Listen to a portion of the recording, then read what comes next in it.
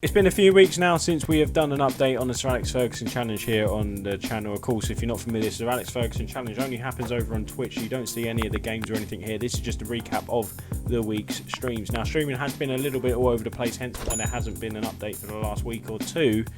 But this week I managed to stream on Thursday and we managed to finalise the season. This is exactly what has happened. First season is over and we have survived. We've managed to steer Aston Villa to safety with a fantastic last 5 games of the season. Of course, if you have been following over on Twitch or if you have been watching the catch-up videos as well, either way is great. Helps me out either way. Really appreciate it. If you do follow us over on twitch.tv/ReesyFC, but if you're watching via keeping up with the save via this way, perfect as well. As you do know, is we started very, very well. Then we had a big series of games where we was extremely poor. We couldn't buy a win for love nor money.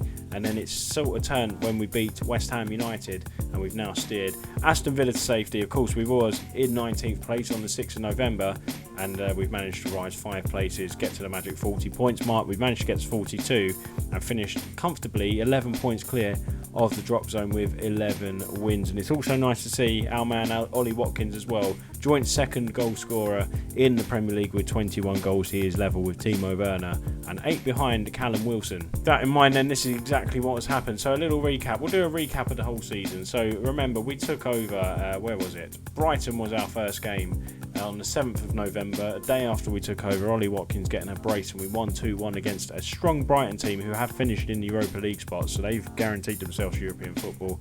We then played Palace and Liverpool and we remained undefeated between them games. We lost to Manchester United, but we had a great cluster of games here where we won 6 games out of 7, is that? The only one was a draw away at West Ham United with Jack Grealish's goal. But then after the Doncaster game in the FA Cup where we safely got through, things turned sour. We lost away to Sheffield United, fellow relegation contenders rather. Leeds United as well were fantastic this year. They beat us 3-0 at Ellen Road, and then we lost to them in the FA Cup as well, 3-1. And then we got blitzed by Manchester City. I think that was 4-0 at half-time, if I can remember.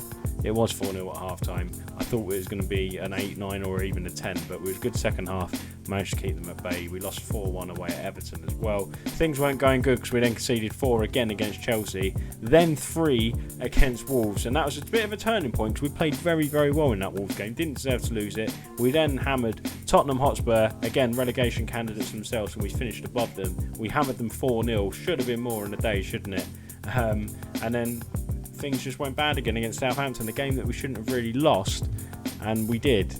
We could have got a point out of that one easily, and then things just didn't go right for the next 9 games or so until we faced West Ham United in the Premier League at home, a huge game against another relegation candidate,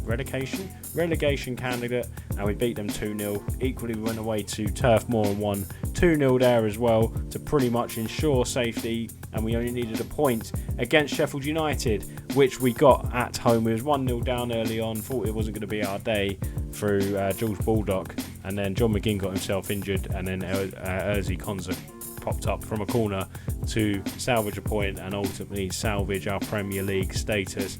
We did then beat Leeds United at home 2-0, Ollie Watkins grabbing a brace, and we went away to Leicester, grabbed an 87th minute winner for Ollie Watkins to ensure that we finished 14th in the Premier League. Happy days. With that in mind, the initial budgets were set for next season, and to say I'd say I'm pretty pleased. I tried to predict, I guessed at £60 million on the stream, and but it's a £47 million budget, a lot better than when we come in. I think we come in and we had 1.6 left, so yeah, 47 million is something to work with at least, and hopefully we can get in some good recruits. There is a couple on the radar, but I think with 47 million pound, there's one guy there, Shirky, who we have asked for an inquiry. We've inquired with Leon for his transfer, but they're not even interested in discussing that. So I think we're going to really struggle in signing players still. With £47 million, it just depends the calibre of player we're going to go with. We're going to have to really, now we know the budget, we're going to have to really plan for next season. Of course, we're losing Curtis Jones, we're losing Ross Barkley. Nakajima's going back to Porto, but we're not going to re-sign him.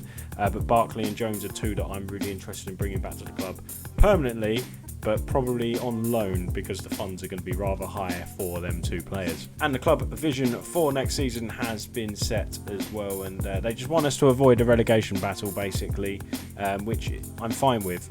I want to push towards the top half of the table. Probably I'd take like a 10th place finish, obviously, as long as we're seeing improvements every year, but we do have to start having aspirations of becoming a European team and challenging for the title eventually. So in 5 seasons they want us to be in the Europa League proper, so that's a good aim. I think I would like to be there in 2 or 3 seasons, 2 ideally. I think European football's a bit of a push for next season.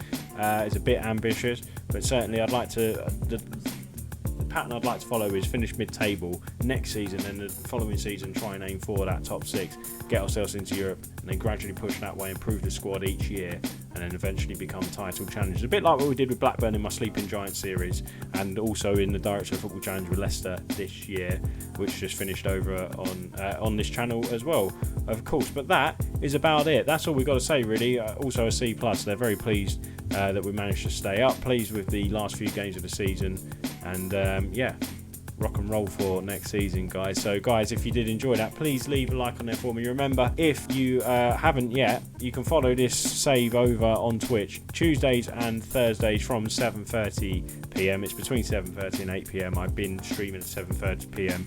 more recently, so yeah, come and join me over there, twitch.tv/ReesyFC. If you're new to the channel here and haven't subscribed yet, please hit the subscribe button for me. Make sure you hit the little bell to be notified every time I upload a video. Also follow me on Twitter as well, twitter.com/ReesyFC, because over there you will see my stream schedule and if anything changes as well. But thanks for watching, guys, and we'll see you soon on the channel. Bye bye.